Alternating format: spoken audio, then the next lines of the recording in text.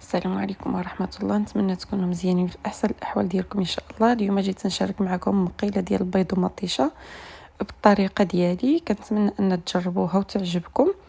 وغنشارك معكم المكونات دابا ان شاء الله. عندي مطيشه، عندي البيض، عندي الثومه محكوكه تحميره والابزار وشويه ديال الربيع وشويه الزعتر الزيتون والحر والفرماج الملح والزيت. كناخذوا واحد المقيله كنعملوا فيها مطيشه، كنزيدوا عليها شويه زيت الزيتون، كنزيدوا عليها ديك العطريه اللي عندي،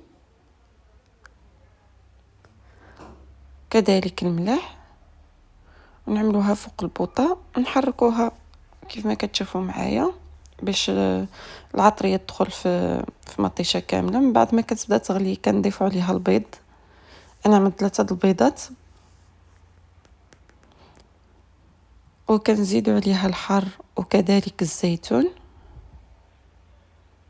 صراحه كتجي لذيذه وما تشبعوش منها، جربوها بهذه الطريقه وردوا عليا الخبر. كنغطيوها بالمغطى.